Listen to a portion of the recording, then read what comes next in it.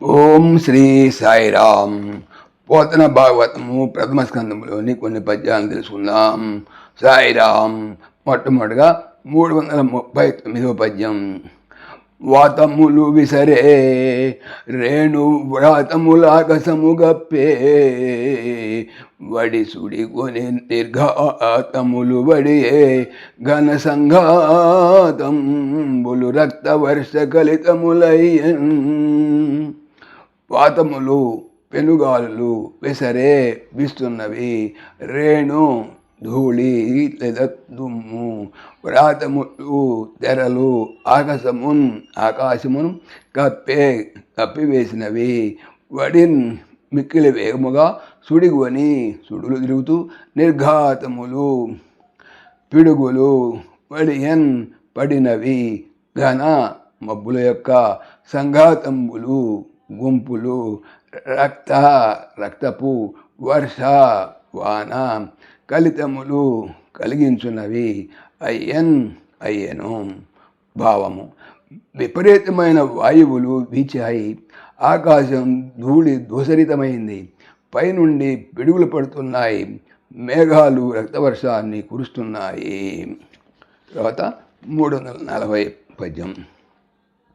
గ్రహములు పోరాడెడి ఆ గ్రహముల వినబడియే, గ్రహములు పోరాడెడి ఆ గ్రహముల వినబడియే, భూత కలకలములు దుస్సహములగుచు సికి కీలావహముల క్రియదోచే గగన వసుధాంతరముల్.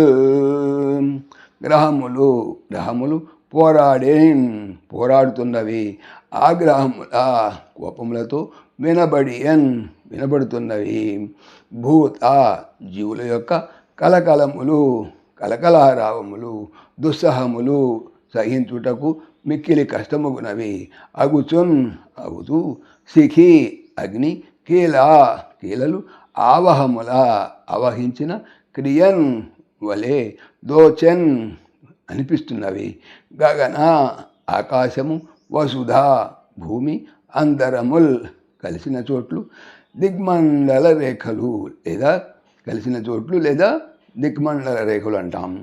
భావము: గ్రహాలు ఆగ్రహంతో పోరాడుకుంటున్నాయి, ఎటు చూసిన భూతాల కలకలాలు వినబడుతున్నాయి, మన్ను మిన్ను ఏకమై భగభగ మండిపోతున్నట్లు తోస్తున్నది.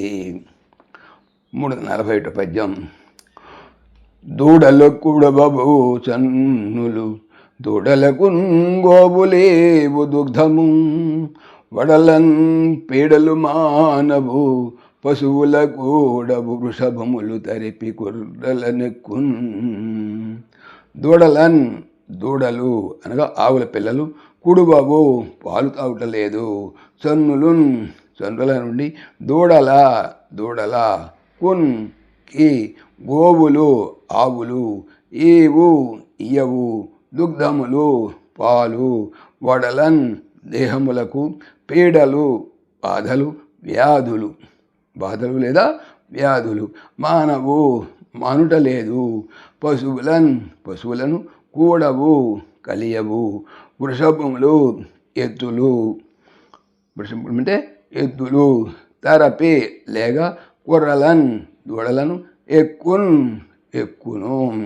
భావము: దూడలు పాలు తాగటం లేదు, ఆవులు దూడలకు పాలియటం లేదు, దేశమంతటా వ్యాధులు వ్యాపించాయి, ఎద్దులు ఆవులను వదిలి దూడల మీద ఎక్కుతున్నాయి.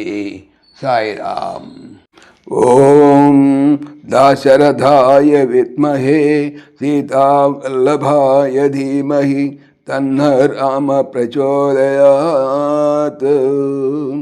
సర్వం శ్రీ రామార్పణమస్తు.